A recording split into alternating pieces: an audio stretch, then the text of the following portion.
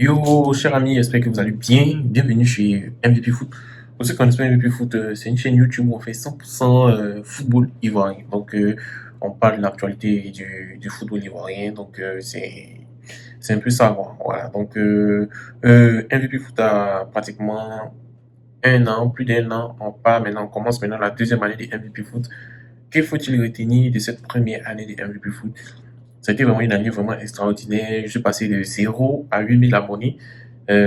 C'était vraiment intéressant. Intéressant d'interagir, surtout quand j'avais fait les directs. Donc, on a fait les directs, j'ai interagi avec ma communauté, on a fait le journal des éléphants. Ouais, souvent ça prend, souvent ça prend pas. Souvent les gens s'abonnent, souvent les gens ne s'abonnent pas, mais ça, c'est les péripéties de YouTube. Voilà. Donc, pour ceux qui pensent que YouTube c'est mon boulot principal, c'est pas mon boulot principal, c'est juste une passion. Voilà. D'après les Ivoiriens, je suis un debout, mais un debout aussi peut être supporter des éléphants. Donc, le debout aussi a décidé aussi de partager sa passion aux éléphants. Voilà. Modestie, modestie, je suis pas debout, donc je suis en train de m'amuser. Donc, quand j'avais commencé MVP Foot, mon oncle, Tonton Gassi, était présent et qu'est-ce qu'il a fait? Il n'avait pas encore mis en place son équipe commando, donc on avait les matchs nuls, et les victoires 1-0 et les défaites contre la Zambie 3-0. Donc on ne savait pas vraiment si cette équipe de Côte d'Ivoire allait être une équipe, comment on dit, une équipe compétitive en fait. Voilà, donc c'était un peu ça le doute, mais bon, on disait à Tonton Cassé de ne pas appeler certains joueurs que ils nous ont entendus, mais maintenant les gars ne les appellent plus quoi. Voilà, donc il y a eu aussi le déclic contre le Maroc, où Tonton Gassi a fait appel à des jeunes joueurs comme Oumar Diakité qui est arrivé. Il y a eu, comment il s'appelle, Odilon Kosonou, il y a eu Evan Ndika. Ouais, donc il y a eu Yaya Fofana qui est arrivé, ce qui a fait que cette équipe de Côte d'Ivoire s'est vraiment renforcée. Ce sont les vrais commandos qui sont venus. Et là, lorsque nous, les gens de MVP Foot, on a vu, on s'est dit que, tiens, tiens, tiens, tiens, tiens, cette équipe de Côte d'Ivoire a du potentiel. Donc, cette équipe de Côte d'Ivoire pourra aller loin dans sa propre compétition. Et bon, c'est ça quoi. Voilà, on a eu le match contre l'Afrique du Sud qui était chaud, on a eu le match contre le Maroc qui était chaud, mais on a pensé vraiment juger. Et il y a certains réglages qu'on devait, comment on appelle, régler ça avant la compétition et on a fait. Et puis, il y a eu aussi cette histoire du le stade olympique d'Ado, voilà, où il a plu, on s'est moqué un peu de la pelouse, mais comme Dieu aime les Ivoiriens, comme on le dit, euh, la honte est venue avant la compétition et on a eu la plus belle compétition jamais organisée en Afrique. Voilà. Donc aussi, bon, on a continué de faire les journaux des éléphants chaque jour.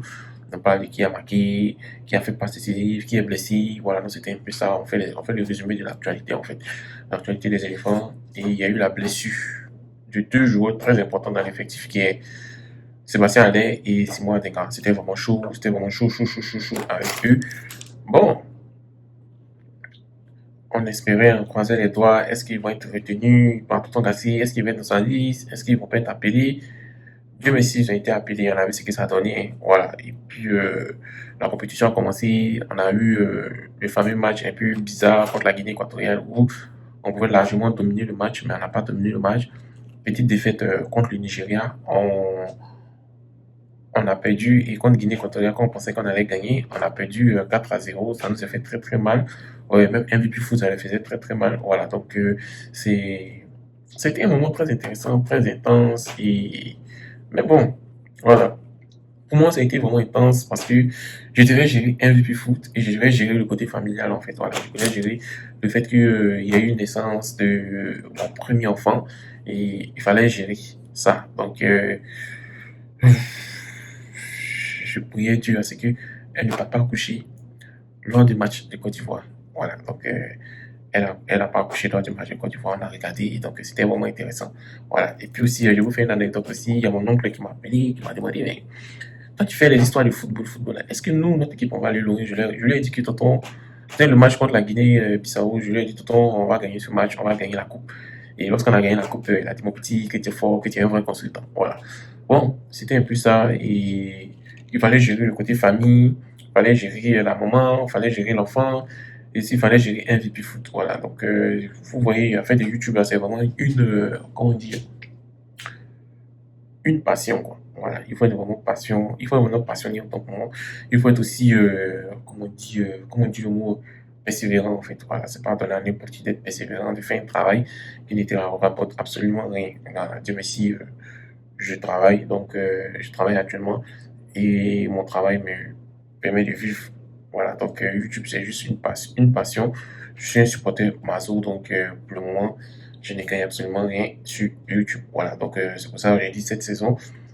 Beaucoup d'hommes ont réclamé les directs en fait. Donc ce que je vais faire, c'est essayer de, comment on appelle, interagir avec le nombre de personnes qui veulent vraiment faire les directs avec nous. Donc, ils vont payer un abonnement, peut-être, je pense que c'est 2000, 3000, ceux qui ont les cartes Visa, ils vont payer ça directement sur YouTube. Ça va me permettre de me développer, ça va permettre aussi à ce que je puisse payer les logiciels, qu'on puisse interagir. Voilà, donc, j'ai une ou deux personnes qui ont déjà payé, qui sont déjà abonnées, donc je pense qu'ils vont commencer à interagir avec eux. Et vous, qui ne voulez pas payer, vous allez regarder seulement le journal des éléphants. Voilà, donc on va faire un moment de, comment on appelle, VIP, quoi. Voilà, où on va interagir, on va parler un peu des histoires, voilà. Donc, ouais, c'est ça. Et puis aussi, quand on a gagné la CAN, c'était vraiment intéressant. On a fait les tirs, tout le monde a interagi, vous étiez vraiment contents. Voilà, c'était vraiment intense, c'était vraiment intense. Et on espère qu'en 2025, on va aller gagner au Maroc. Moi, je vous le dis, je suis encore confiant. Je suis confiant que la Côte d'Ivoire va remonter au moins deux ou trois CAN dans les années qui arrivent, les 10 années qui arrivent, deux ou trois CAN. Donc, si tu n'es pas encore abonné, il faut t'abonner à MVP Foot. Tu vas voir ce qui se passe dans le football ivoirien. La CAN est finie, retour aux vies normales de nos joueurs dans les clubs respectifs. On a eu Odilon Kosunu avec sa série d'invisibilité, on a eu Alec qui a rechuté, on a eu Simon Adenga qui a eu une baisse de forme qui était vraiment étincelant, on a eu Chris Bedia qui était en forme la première partie de la saison, on a eu aussi Wilfried Kanga qui marquait le but, et puis on a eu aussi Emmanuel Latela qui a vraiment explosé la deuxième partie de la saison.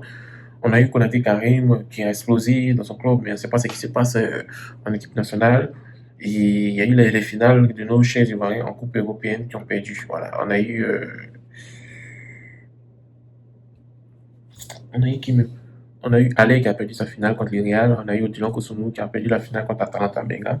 Mais bon, c'est pas grave. La finale la plus importante, c'est la CAN. Donc, on a gagné ça. Donc, c'est ça. Voilà. Et bon, quand la saison est finie, c'était un peu ça. Et là, je suis, euh, je suis allé euh, je suis allé sur Facebook. Voilà, Facebook, interagir. J'ai eu 50 000 abonnés sur Facebook. Voilà, donc Facebook, c'est un peu plus facile. Quand je vais au travail, j'ai un petit bout de temps, je prends dans mes sources l'actualité et puis je balance sur Facebook. Voilà, donc c'était comme ça la première saison. Qu'est-ce que je veux dire de la première saison? C'est intéressant, ça a été vraiment intéressant. Ça m'a permis de connaître les vrais passionnés, ça m'a permis de connaître les footix, ça m'a permis aussi d'être à l'aise devant la caméra, ça m'a permis aussi de m'améliorer du côté de la voix off, ça m'a permis aussi de connaître beaucoup plus sur le football ivoirien. C'est vrai que je m'intéressais un peu plus pour le Real de Madrid parce que je suis supporter du Real de Madrid, du football français, parce que vous connaissez en Côte d'Ivoire, c'est eux qui, les médias français sont beaucoup plus en Côte d'Ivoire, donc c'était un peu ça. Et là, bon, c'est ça, quoi. C'est ça. Donc, c'était une première saison particulièrement réussie. Et j'ai 9000 abonnés la première saison.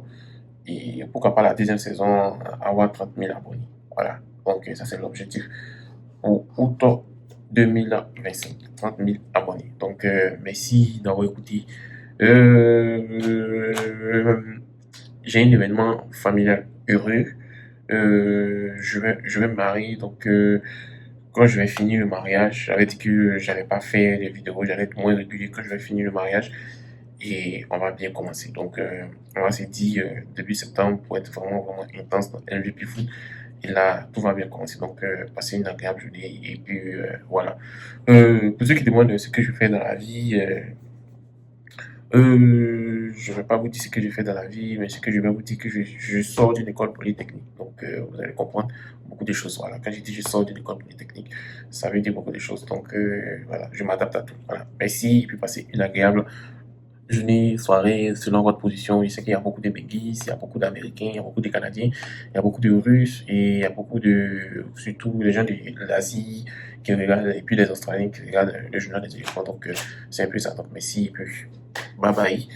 Prochaine saison, aidez-moi à atteindre 30 000 abonnés. Donc, c'est l'objectif. Donc, abonnez-vous pour ne rien rater. Merci beaucoup.